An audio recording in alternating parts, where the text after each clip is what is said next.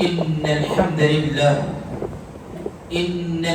لله نحمده ونستعينه ونستغفره ونعوذ بالله من شرور أنفسنا ومن سيئات أعمالنا من يهده الله فلا مضل له ومن يضلل فلا هادي له وأشهد أن لا إله إلا الله وحده لا شريك له وأشهد أن محمدا عبده ورسوله يا أيها الذين آمنوا اتقوا الله حق تقاته ولا تموتن إلا وأنتم مسلمون يا أيها الناس اتقوا ربكم الذي خلقكم من نفس واحدة وخلق منها زوجها وبث منهما رجالا كثيرا ونساء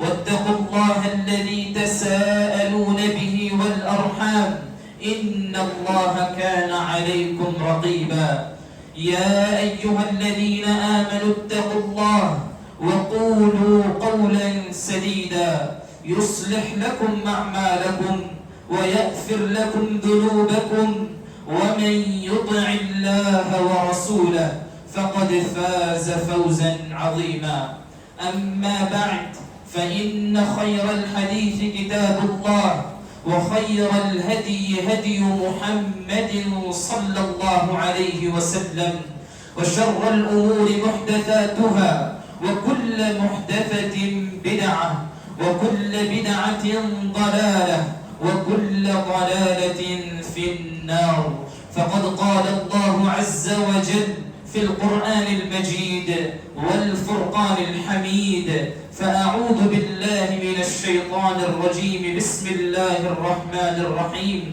من عمل صالحا من ذكر أو أنثى وهو مؤمن فلنحيينه حياة طيبة ولنجزينهم أجرهم بأحسن ما كانوا يعملون وقال النبي صلى الله عليه وسلم عجبا لأمر المؤمن إن أمره كله خير إن أصابته سراء شكر وإن أصابته ضراء صبر.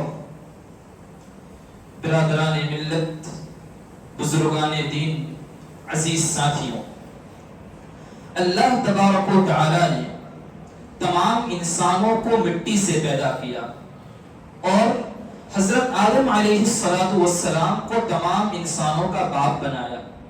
گویا تمام انسانوں کی بنیاد تو ایک ہے، لیکن اس کے باوجود ہم دیکھتے ہیں کہ ہر انسان دوسرے انسان سے مختلف نظر آتا ہے. ایک انسان دوسرے انسان سے ایمان و عمل صالح کے اعتبار سے مختلف نظر آتا ہے. کوئی مومن ہوتا ہے، کوئی موحد ہوتا ہے، تو کوئی فاسق و فاجر اور کافر ہوتا ہے. ایک انسان دوسرے انسان سے شکل و صورت کے اعتبار سے مختلف ہوتا ہے.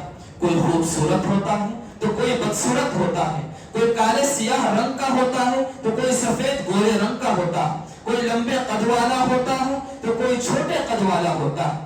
ایک انسان دوسرے انسان سے معاشی اعتبار سے بھی مختلف نظر آتا ہے. کوئی بخیل ہوتا ہے تو کوئی سخی ہوتا ہے. کوئی مالدار ہوتا ہے تو کوئی غریب ہوتا ہے. الغرض انسان مختلف اعتبار سے ایک دوسرے سے بالکل مختلف نظر آتا ہے. اس کے باوجود ایک نقطہ ایسا ہے کہ جس نقطے پر ہر انسان متفق نظر آتا.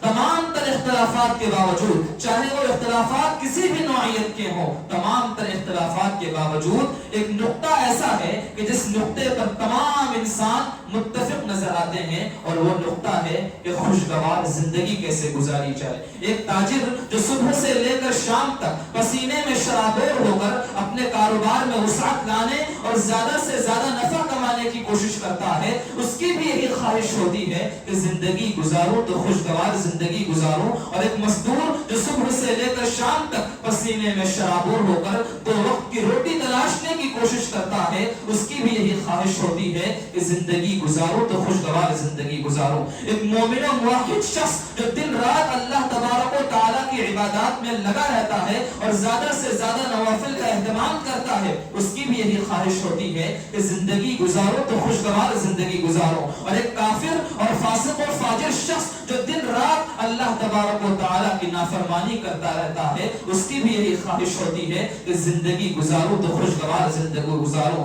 دور حاضر میں ایک انسان سیاسی دباؤ کے تلے دبتا چلا جا رہا ہے, کوئی قرض کے دباؤ کے تلے دبتا چلا جا رہا ہے. القرض انسانوں پر مختلف قسم کی مصیبتیں برپا ہیں اور ہر انسان چاہتا ہے کہ ان مصیبتوں سے نجات پا کر ایک خوشگوار زندگی گزارو, لیکن کوئی یہ نہیں چاہتا کہ اس خوشگوار زندگی کا حل نکالنے کے لیے کتاب و سنت کی طرف رجوع کیا جائے, قرآنی اصول, قرآن و حدیث کے اصولوں کے مطابق فیصلہ کیا جائے کہ خوشگوار زندگی کیسے گزاری جائے گی. تو آئیے جانتے ہیں کہ کتاب و سنت کس طرح ہماری رہنمائی کرتی ہے کہ ہمیں خوشگوار زندگی گزارنی چاہیے.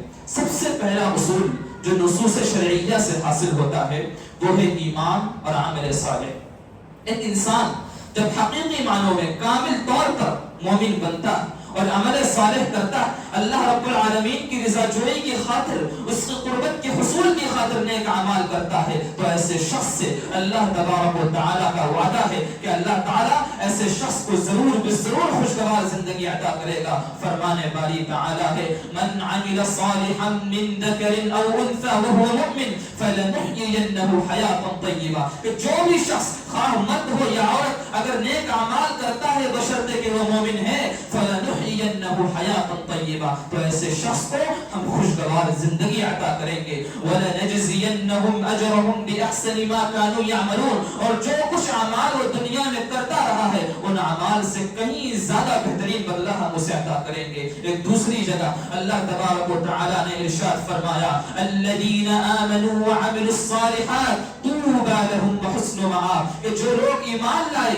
نیک عمل کیے, اللہ رب العالمین کے قربت کے حصول کی خاطر ایمان لائے, نیک عمل کیے, فرمایا طوبى لهم, دنیا میں ایسے لوگوں کے لیے خوشگواری ہے, دنیا میں ایسے لوگوں کے لیے خوشحالی ہے, وحسن مآب, اور آخرت میں ایسے لوگوں کا بہترین ٹھکانہ ہے. معلوم ہوا کہ اگر کوئی شخص حقیقی معنوں میں کامل مومن بن جاتا ہے اور عمل صالح بجا لاتا ہے, اللہ رب العالمین کی قربت کے حصول کی تمام تر کاوشوں کو بجا لاتا ہے, تو ایسے شخص کے لیے دنیا میں بھی سرخروئی ہے اور آخرت میں بھی کامیابی ہے. یہ اللہ تعالیٰ کا وعدہ ہے, اور جب اللہ تعالیٰ کا وعدہ ہے تو ان اللہ لا یخلف المیعاد, اللہ تعالیٰ اپنے وعدے کی مخالفت نہیں کرتا. دوسرا اصول نماز ہے. ایک انگریز فلسفی سے پوچھا گیا کہ نماز جو مسلمان پنج وقتہ نمازوں کا اہتمام کرتے ہیں, بھلا یہ نماز کیا ہے, اس نماز کی ڈیفینیشن کیا ہے, اس نماز کا تصور کیا ہے؟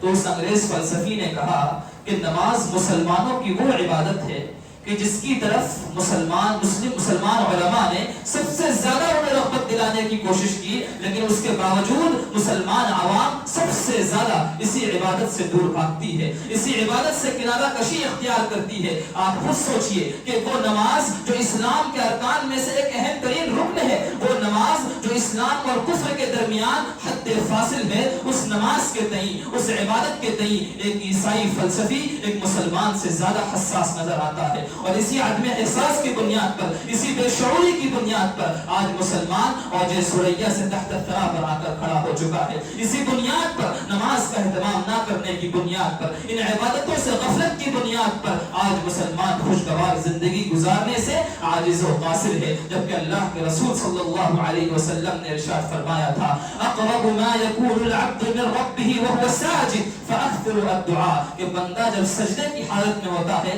تو اپنے رب سے سب سے زیادہ قریب ہوتا ہے. لہٰذا جب تم سجدے کی حالت میں ہو تو کثرت سے اللہ تبارک و تعالیٰ سے دعا کیا کرو. لیکن یہاں تو سجدے کی توفیق ہی نہیں ملتی, جبکہ اللہ تبارک و تعالیٰ نے قرآن مجید کے اندر ارشاد فرمایا, یا ایھا الذین آمنوا استعینوا بالصبر والصلاۃ ان اللہ مع الصابرین, کہ اے ایمان والو صبر و صلاۃ کے ذریعے صبر کر کے, نمازوں کا اہتمام کر کے اللہ رب العالمین سے مدد کا مطالبہ کرو. ان اللہ مع الصابرین, یقیناً اللہ تعالی صبر کرنے والوں کے ساتھ ہے. حافظ ابن عساکر رحمہ اللہ اپنی کتاب تاریخ دمشق میں اس واقعے کو نقل کرتے ہوئے کہتے ہیں کہ ایک شخص تھا جو خچر کا مالک تھا، کسی جانور کا مالک تھا۔ اس کا یہ معمول تھا کہ روزانہ دمشق سے چند لوگوں کو اپنی سواری پر سوار کرتا اور زیدانی میں لا کر چھوڑ دیا کرتا تھا، اور عام راستہ تھا، اسی راستے سے معمول کے مطابق چلتا تھا۔ لیکن ایک دن ایسا واقعہ پیش آیا کہ ایک مسافر کو اپنی سواری پر سوار کیا تو پیچھے بیٹھے شخص نے مسافر نے کہا کہ بھائی آپ اس راستے سے نہ چل کر فلاں راستہ اختیار کریں، اس سے زیادہ سہولت کے ساتھ کم وقت میں پہنچ جائیں گے۔ تو خچر کے مالک نے کہا کہ بھائی جانور میرا ہے اور میرا عام معمول ہے، میں اسی راستے سے جاتا ہوں، مجھے تو آج تک کوئی دقت نظر نہیں آئی، بھلا آپ کیوں کہتے ہیں کہ آپ اس راستے سے چلیں؟ بہرحال اس نے پیچھے بیٹھے سوار شخص کی بات کو مان کر فلاں راستہ اختیار کر لیا۔ جب راستے میں چلتا گیا تو دیکھا کہ ایک تاریک وادی ہے، لاشیں پڑی ہوئی ہیں۔ اس نے کہا کہ بھئی آپ کیا ارادہ رکھتے ہو؟ تو پیچھے بیٹھے سوار شخص نے کہا، اس ظالم نے کہا کہ تمہیں مارنے کا ارادہ رکھتا ہوں، تمہیں قتل کرنے کا ارادہ رکھتا ہوں۔ اس خچر کے مالک نے، سواری کے مالک نے کہا کہ بھئی مجھے مارنا کیوں چاہتے ہو؟ اگر چاہیے تو میری سواری لے لو، میرا مال لے لو، سب کچھ لے لو، لیکن مجھے چھوڑ دو۔ اس شخص نے کہا کہ تمہیں قتل کرنے کے بعد تو یہ مال، یہ سواری، سب کچھ میرا ہو ہی جائے گا، لیکن تمہیں مارنا اصل مقصود ہے۔ اس نے کہا ٹھیک ہے مجھے مار دینا، لیکن اس سے پہلے میری ایک خواہش ہے۔ کہا کیا خواہش ہے؟ تو کہا 2 رکعت نماز پڑھنے کی خواہش رکھتا ہوں۔ اس شخص نے 2 رکعت نماز پڑھی۔ وہ خود اپنی زبانی بیان کرتا ہے کہ جب میں نماز پڑھ رہا تھا تو اچانک اللہ رب العالمین کی جانب سے میری زبان سے یہ آیت نکلتی ہے، میری زبان سے اس آیت کا ورد ہوتا ہے، امن یجیب المضطر اذا دعاہ ویکشف السوء، کہ وہ کون سی ذات ہے کہ جب پکارنے والا اسے پکارتا ہے تو وہ اس کی پکار کو قبول کرتا ہے، اس سے اس کی مصیبت کو دور کرتا ہے۔ اس آیت کا اس کی زبان سے نکلنا ہی تھا کہ وہ شخص بیان کرتا ہے کہ پہاڑ کے کنارے سے، وادی کے سرے سے، وادی کے منہ سے ایک گھوڑ سوار آتا ہے، اپنا نیزہ نکالتا ہے اور اس ظالم شخص کی پیٹھ پر نیزہ ڈالتا ہے اور وہ شخص نتیجتاً مر جاتا ہے۔ پوچھا کہ بھائی کون ہو، کہاں سے مدد کرنے آئے ہوئے ہو؟ کہا اللہ کا فرشتہ ہوں، مجھے اسی ذات نے بھیجا ہے جو بے بسوں کی بے بسی کو دور کرتا ہے، فریاد کرنے والوں کی فریاد رسی کرتا ہے، اسی ذات نے مجھ کو بھیجا ہے۔ آپ خود سوچئے یہ نماز کی فضیلت و منقبت ہے کہ انسان جب نمازوں کا اہتمام کرتا ہے، 5 وقتہ نمازی بن جاتا ہے، تو اس کے بدلے میں اللہ تبارک و تعالی اسے خوشحال و خوشگوار زندگی عطا کرتا ہے۔ تیسرا اصول تقوی۔ تقوی کی مختصر تعریف اس طرح سے کی جا سکتی ہے کہ اللہ تبارک و تعالی نے جن چیزوں کو کرنے کا، جن احکام کو بجا لانے کا اسے حکم دیا ہے، ان احکام کو بجا لائے، اور جن چیزوں سے رکنے کا حکم دیا ہے ان چیزوں سے رک جائے، یہی دراصل تقوی ہے۔ اور جو شخص اپنے اندر تقوی کی صفت پیدا کر لیتا ہے، اللہ تبارک و تعالی نے جن چیزوں کے کرنے کا حکم دیا ہے ان کو بجا لاتا ہے، جن چیزوں سے رکنے کا حکم دیا ان چیزوں سے رک جاتا ہے، تو ایسے شخص کو اللہ تبارک و تعالی خوشحال و خوشگوار زندگی عطا کرتا ہے۔ فرمانے باری تعالی ہے وَمَن يَتَّقِ اللَّهَ يَجْعَلْ لَهُ مَخْرَجًا، کہ جو شخص اللہ تبارک و تعالی کا تقوی اختیار کرتا ہے، اللہ تبارک و تعالی نے جن چیزوں کے کرنے کا حکم دیا ان چیزوں کو بجا لاتا ہے، اور جن چیزوں سے روکا ان چیزوں سے رک جاتا ہے۔ يَجْعَلْ لَهُ مَخْرَجًا، اللہ تبارک و تعالی ایسے شخص کے لیے مصیبتوں سے نکلنے کا سامان فراہم کر دیتا ہے، مصیبتوں سے نکلنے کا راستہ اس کے لیے مہیا کر دیتا ہے، ہموار کر دیتا ہے۔ یہ تقوی کی فضیلت ہے۔ لیکن آپ خود سوچیں کہ ہمارے نزدیک، ہمارے معاشرے میں تقوی کا یہ معیار پایا جاتا ہے؟ ہرگز نہیں پایا جاتا۔ آپ خود سوچئے کہ جس معاشرے میں ایک باپ اپنے بیٹے کو مال و دولت میں کمی کے خوف سے قتل کر دیتا ہو، ایک بیٹا اپنے باپ کو بوجھ سمجھ کر نہر کے کنارے ڈال کر آ جاتا ہو، جس قوم کی 70% بیٹیاں، 40% بیٹیاں سوشل میڈیا پر اپنا جسم دکھا کر لوگوں کو رغبت دلانے کی کوشش کرتے ہوں، جس قوم کے باپ کی لاپرواہی کی بنیاد پر اس کا بیٹا بازاروں اور نکڑوں پر بیٹھ کر تقوی کے معیار کو گراتا ہوا نظر آتا ہے، تقوی کے نصوص کو کچلتا ہوا نظر آتا ہے، بھلا آپ خود سوچئے کہ شریعت نے اسی تقوی کا معیار ہم سے طلب کیا ہے؟ ہرگز طلب نہیں کیا ہے۔ اگر یہی معیار ہمارا ہے تو آپ حضرت انس رضی اللہ تعالی عنہ کے اس خطاب کو یاد کر لیجئے. حضرت انس رضی اللہ تعالی عنہ تابعین سے مخاطب ہو کر کہا کرتے تھے انکم لتعملون اعمالا هي ادق في اعینکم من الشعر وان كنا لنعدها على عهد رسول الله صلی اللہ علیہ وسلم من الموبقات. کہ یہ تابعین، یہ صحابہ کے بعد سب سے افضل لوگوں، تم بہت سے ایسے اعمال کرتے ہو جو تمہاری نظروں میں بال سے بھی زیادہ باریک ہیں، بال سے بھی کمتر ہیں، باریک ہیں، لیکن یاد رکھو ہم نبی کریم صلی اللہ علیہ وسلم کے زمانے میں ان گناہوں کو ہلاک کرنے والے گناہوں میں شمار کیا کرتے تھے. آپ سوچئے کہ وہ تابعین جو صحابہ کے بعد سب سے افضل لوگ ہیں، ان سے خطاب کرتے ہوئے انس رضی اللہ تعالی عنہ کہہ رہے ہیں کہ تم بھی بہت سے اعمال ایسے کرتے ہو کہ ان کو ہم ہلاک کرنے والے گناہوں میں شمار کیا کرتے تھے. تو بھلا آپ خود سوچئے کہ ہمارے معاشرے میں جو جو گناہ ہو رہے ہیں، کیا وہ تقویٰ کے بالکل ہم نشیں ہیں؟ کیا بالکل وہ تقویٰ کے مخالف نہیں اتر رہے ہیں؟ یقیناً اتر رہے ہیں. لہٰذا ضرورت اس بات کی ہے کہ اگر خوشگوار زندگی چاہتے ہیں تو تقویٰ کی صفت سے اپنے آپ کو متصف کریں. چوتھا اصول جو نصوص شرعیہ نے خوشگوار زندگی گزارنے کے لیے ہمیں دیا ہے وہ ہے توبہ و استغفار.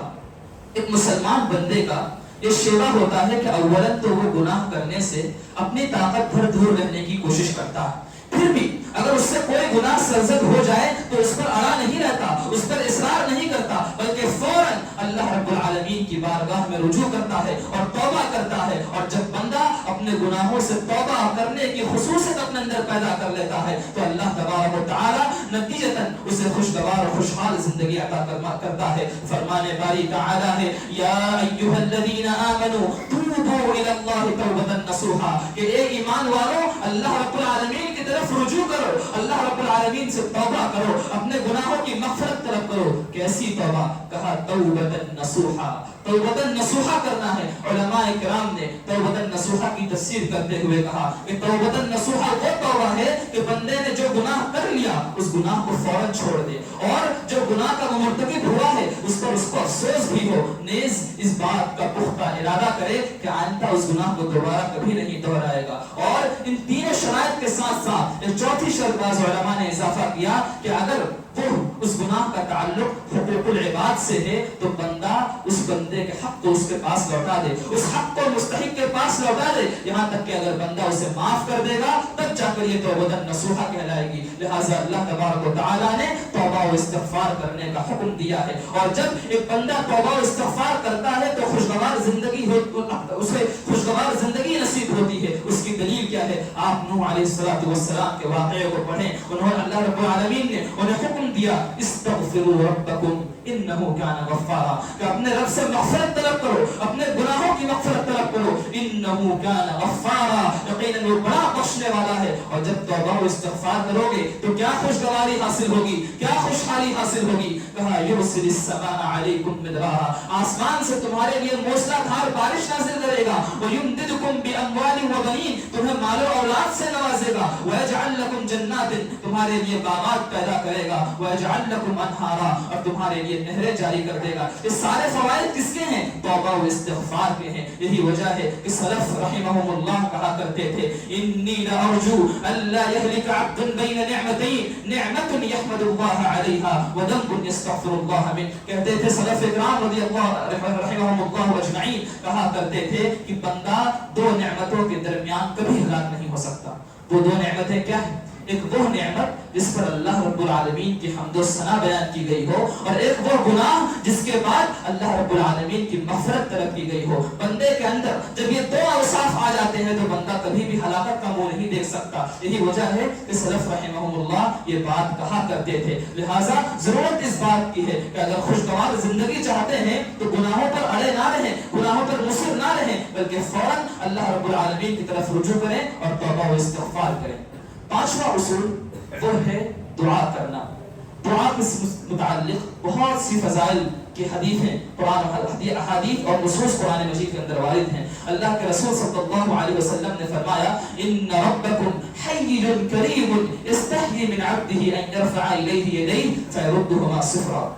رسول اکرم صلی اللہ علیہ وسلم نے فرمایا کہ یقیناً تمہارا رب बड़ा बाहया, हयादार है, सखी है, उसे शर्म आती है, उसे हया आती है कि उसका कोई बंदा अपने दोनों हाथ उसके सामने फैला दे और अल्लाह रब्बुल आलमीन उसे खाली हाथ लौटा दे। ये अल्लाह रब्बुल आलमीन के शायान शान नहीं है। अल्लाह रब्बुल आलमीन को ये चीज लायक और ज़ेबा नहीं है कि अल्लाह तबारक व तआला कोई बंदा उसके सामने अपने दोनों हाथ फैला दे और अल्लाह तबारक व तआला उसे खाली हाथ लौटा दे। ऐसा हरगिज नहीं हो सकता। यही वजह है कि उमर इब्न खत्ताब रज़ियल्लाहु तआला अन्हु कहा करते थे कि मुझे इस बात का गम नहीं है कि मेरी दुआ कबूल होती है या नहीं है, बल्कि मुझे इस बात का गम है कि मैं दुआ करता हूँ या नहीं करता हूँ। चूंकि मैं दुआ करूंगा तो यकीनन जरूर अल्लाह तबारक व तआला मेरी दुआ को कबूल करेगा। और जब इसी जज्बे ईमानी के साथ, इसी यकीन के साथ, इसी एतकाद के साथ बंदा अल्लाह रब्बुल आलमीन से दुआ करता है तो अल्लाह तबारक व तआला उसकी फरियाद नसीब करता है और उसे खुशगवार जिंदगी अता करता है। छठा उसूल वो है जिक्र इलाही। एक बंदा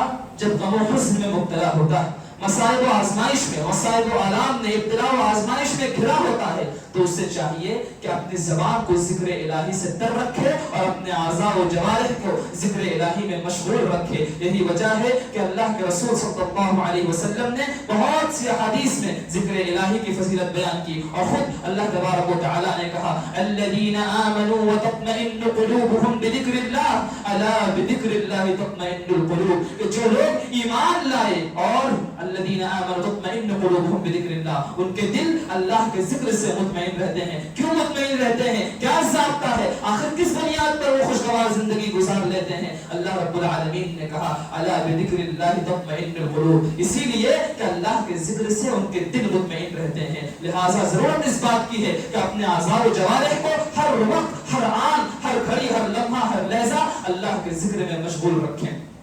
सातवां उसूल जो नुसूस शरइय्या से हमें हासिल होता है वो है शुक्र।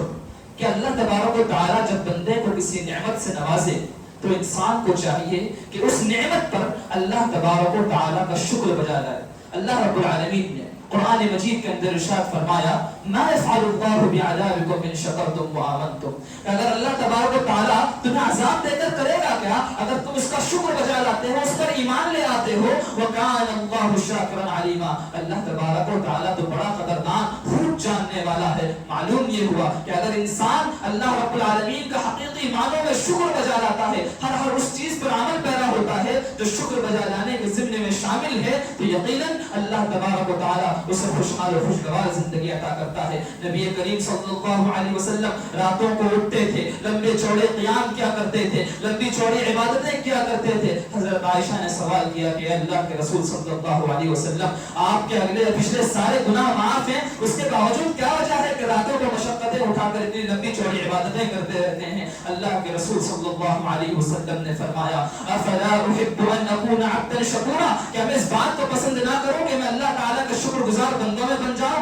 आप सोचिए ये बात कौन कह रहा है? ये रसूल अकरम सल्लल्लाहु अलैहि वसल्लम कह रहे हैं। मासूम अनिल खता है, अगले पिछले सारे गुनाह माफ हैं, सारी कायनात के लिए रहमत बनाकर भेजे गए हैं, उसके बावजूद आपकी ज़बान से निकल रहा है अफला उहिब्बु अन अकूना अब्दन शकूरा, कि क्या मैं अल्लाह तबारक व तआला के शुक्रगुजार बंदों में ना बन जाऊं? लिहाजा जरूरत इस बात की है कि अल्लाह ताला ने जिन नेमतों से नवाज रखा है उन नेमतों पर अल्लाह का शुक्र अदा करते रहें। वरना आपने कारून का वाक़या सुना होगा कि कारून को अल्लाह तबारक व तआला ने खूब खजाना अता कर रखा था, खूब मालो दौलत से नवाजा था, लेकिन जब गुरूर तकब्बुर करते हुए कहा, नाशुक्री करते हुए कहा इन्नमा ऊतीतुहु अला इल्मिन इंदी, कि ये जो मेरी मालो दौलत है ये मुझे अपने इल्म की बुनियाद पर मिला है, मुझे अपनी ताकत और कुव्वत की बुनियाद पर मिला है। तो नतीजा ये हुआ कि अल्लाह रब्बुल आलमीन ने उसके मालो ज़र के तई साथ साथ उस शख्स को इस तरह जमीन में धंसाया कि तमाम तर लोगों के लिए ता क़यामत मकाम इबरत बनकर रह गया। लिहाजा अल्लाह ताला ने जिन नेमतों से हमें नवाज रखा है उन नेमतों पर अल्लाह तबारक व तआला का शुक्र बजा लाना चाहिए। आठवां उसूल वो है सब्र। जिन नेमतों से अल्लाह ने नवाजा है उन पर आप शुक्र बजा लाएं, लेकिन जिन नेमतों से अल्लाह ताला ने आपको महरूम रखा है तो बंदा मोमिन का शेवा ये है कि बंदा मोमिन उस नेमत के छिन जाने पर सब्र का मुजाहरा करे। अल्लाह तबारक व तआला ने कुरान مجید کے اندر ارشاد فرمایا وَلَنَبْلُوَنَّكُمْ بِشَيْءٍ مِّنَ الْخَوْفِ وَالْجُوعِ وَنَقْصٍ مِّنَ الْأَمْوَالِ وَالْأَنفُسِ وَالثَّمَرَاتِ وَبَشِّرِ الصَّابِرِينَ کہ ہم تمہیں مختلف طرح کے آزمائشوں سے آزمائیں گے. وَبَشِّرِ الصَّابِرِينَ لیکن صبر کرنے والوں کے لیے خوشخبری ہے. کون ہے یہ صبر کرنے والے؟ کون ہے جنہیں جنت کی بشارت مل رہی ہے؟ الَّذِينَ إِذَا أَصَابَتْهُمْ مُصِيبَةٌ قَالُوا إِنَّا لِلَّهِ وَإِنَّا إِلَيْهِ رَاجِعُونَ. اس صبر کرنے والے لوگ وہی ہیں کہ جنہیں کوئی مصیبت لاحق ہوتی ہے تو فوراً کہہ بیٹھتے ہیں اِنَّا لِلَّهِ وَإِنَّا إِلَيْهِ رَاجِعُونَ کہ یقیناً ہم اللہ تبارک و تعالی ہی کے لیے ہیں اور اسی کی طرف لوٹ کر جانا. نواں اصول وہ ہے توکل. ایک انسان جب اللہ رب العالمین پر حقیقی معنوں میں توکل رکھتا ہے, اللہ رب العالمین پر پختہ عزم رکھتا ہے, اللہ رب العالمین ہی پر اپنا اعتماد رکھتا ہے, تو اس اعتماد کی بنیاد پر, اس توکل کی بنیاد پر اللہ تبارک و تعالی اسے خوشگوار زندگی عطا کرتا ہے. پھر چاہے ساری دنیا آپ سے خیانت کیوں نہ کر جائے, سارے دوست دشمن کیوں نہ بن جائیں, اللہ تبارک و تعالی کا توکل آپ کو ان کی دشمنی سے, ان کی عداوت سے کوئی فرق پڑنے نہیں دیتا. یہی وجہ ہے کہ اللہ تعالی نے قرآن مجید کے اندر ارشاد فرمایا وَمَن يَتَوَكَّلْ عَلَى اللَّهِ فَهُوَ حَسْبُهُ کہ جو اللہ تبارک و تعالی کا توکل اختیار کرتا ہے فَهُوَ حَسْبُهُ ایسے شخص کے لیے اللہ تعالی کافی ہے. اسے دنیا کی خیانت سے, دنیا کی عداوت سے کوئی سروکار نہیں ہے. اللہ پر توکل ہے, اللہ پر بھروسہ ہے, بس کوئی کچھ کرے اسے کوئی فرق نہیں پڑتا. اور نبی کریم صلی اللہ علیہ وسلم کے توکل کے ضمن میں آپ اس واقعے کو بھی یاد کر لیجئے کہ آپ صلی اللہ علیہ وسلم سوئے ہوئے ہیں, آنکھ لگ گئی ہے, آنکھ کھلتی ہے تو دیکھتے ہیں کہ ایک کافر شخص سامنے تلوار لیے تلوار سوتے ہوئے کھڑا ہے. کہتا ہے من یمنعک منی یا رسول اللہ کہ اللہ کے رسول صلی اللہ علیہ وسلم ساری وادی میں تاریکی چھائی ہوئی ہے, آس پاس کوئی موجود نہیں ہے, بس میں اور آپ اور میری تلوار موجود ہے. من یمنعک منی یا رسول اللہ یا اللہ کے رسول صلی اللہ علیہ وسلم اب آپ کو مجھ سے کون بچائے گا. اللہ کے رسول صلی اللہ علیہ وسلم کے آپ اس جملے کو دیکھ لیں, کیا طاقت ہے, اللہ رب العالمین پر کیا اعتماد ہے, اللہ رب العالمین پر کیا بھروسہ ہے. کہ ساری دنیا ایک طرف ہے, ساری وادی میں اندھیرا چھایا ہوا ہے, پھر بھی نا امید نہیں ہوتے ہیں, کہتے ہیں اللہ یمنعنی اللہ تعالیٰ میری تجھ سے حفاظت فرمائے گا. اس جملے کا کہنا تھا کہ اس کافر شخص نے اپنی تلوار نیام میں ڈال لی اور کہا کہ میں اب آپ کو شر پہنچانے کی کوئی حیثیت نہیں رکھتا, کوئی طاقت نہیں رکھتا کہ آپ کو شر پہنچاؤ. یہ برکت ہے توکل کی. جب انسان حقیقی معنوں میں اللہ پر توکل کرتا ہے تو اللہ تبارک و تعالیٰ اسے خوشحال و خوشگوار زندگی عطا کرتا ہے. اسی طریقے سے نواں اصول یا 10واں اصول ہے قناعت پسندی کہ ایک انسان جو نعمتیں اس کو ملی ہوئی ہیں, جتنی تعداد میں ملی ہوئی ہیں, انہی نعمتوں پر قانع ہو, انہی نعمتوں پر خوش رہے, بہت زیادہ حسد کا شکار بھی نہ ہو یا اپنے آپ کو حقیر نہ سمجھ لے. اللہ کے رسول صلی اللہ علیہ وسلم نے فرمایا انظروا الى من هو اسفل منكم ولا تنظروا الى من هو فوقكم کہ دنیاوی معاملات میں جو تم سے کمتر لوگ ہیں ان کو دیکھو, جو اوپری لوگ ہیں ان کو نہ دیکھو. کیوں؟ اوپر کے لوگوں کو دیکھو گے تو حسد کا شکار ہو جاؤ گے, نیچے کے لوگوں کو دیکھو گے اگر تو حقارت کا شکار ہو جاؤ گے. لہٰذا اگر دنیاوی معاملات میں دیکھنا ہے تو اوپری لوگوں کو نہ دیکھو, نچلے لوگوں کو دیکھو تاکہ اللہ تبارک و تعالیٰ کی نعمتوں پر قانع رہو, اسی پر رضامندی کا اظہار کر سکو. اور جب تم ان ملی ہوئی نعمتوں پر رضامندی کا اظہار کرو گے تو اللہ تبارک و تعالیٰ خوشحال و خوشگوار زندگی عطا کرے گا. 11واں اور سب سے آخری اور اہم اصول وہ یہ ہے کہ اپنے کسی تندرست بھائی کی مدد کرنا. نبی کریم صلی اللہ علیہ وسلم نے فرمایا کہ جو شخص چاہتا ہے کہ اس کی دعا قبول کی جائے اور اس سے اس کی مصیبتوں کو دور کر دیا جائے فَلْيُفَرِّجْ عَنْ مُعْسِرٍ تو اسے چاہیے کہ وہ اپنے تندرست بھائی کو خوشحالی میں ڈال دے, اپنے تندرست بھائی سے اس کی مصیبت کو دور کر دے. فَلْيُفَرِّجْ عَنْ مُعْسِرٍ کہا رسول اللہ صلی اللہ علیہ وسلم نے. معلوم یہ ہوا کہ اگر کوئی شخص اپنے بھائی سے کسی مصیبت کو دور کر دیتا ہے تو اپنے بھائی کی مدد کرنے کی بنیاد پر اللہ تبارک و تعالیٰ اس کی مدد کرتا ہے. وَاللَّهُ فِي عَوْنِ الْعَبْدِ مَا كَانَ الْعَبْدُ فِي عَوْنِ أَخِيهِ جب تک بندہ اپنے بھائی کی مدد کرتا ہے اللہ تبارک و تعالیٰ اس کی مدد کرتا رہتا ہے. لہٰذا یہ سارے اصول ہیں خوشگوار زندگی گزارنے کے. انسان پریشان رہتا ہے, ابتلا و آزمائش میں گھرا رہتا ہے, لیکن خوشگوار زندگی آپ ان اصولوں کی بنیاد پر گزار سکتے ہیں. حقیقی معنوں میں ایمان و عمل صالح کو آپ بجا لائیں, آپ نمازوں کا اہتمام کریں, تقویٰ آپ کے اندر پایا جاتا ہو, توبہ و استغفار کی صفت پائی جاتی ہو, دعاؤں کا اہتمام کرتے رہیں, ذکر الہی کا اہتمام کرتے رہیں, صبر و شکر کا دامن تھامے رکھیں, قناعت پسندی کو اپنے اندر پیدا کریں اور اپنے تندرست بھائی کی مدد کریں. یہ سارے اصول جب آپ آپ کے اندر پائے جائیں گے تو اللہ تبارک و تعالی ضرور ضرور آپ کو خوشگوار زندگی عطا کرے گا. اللہ تبارک و تعالی سے دعا گو ہوں کہ اے الہ العالمین ہم سبوں کو ان تمام اصولوں پر عمل کرنے کی توفیق عطا فرما. رب العالمین ہم سب پریشان ہیں, مصیبتوں میں الجھے ہوئے ہیں, نہ جانے کس نوعیت کی پریشانی میں الجھے ہوئے ہیں. رب العالمین تو ہماری تمام تر پریشانیوں کو دور کر دے. آمین. وما علینا الا البلاغ المبین.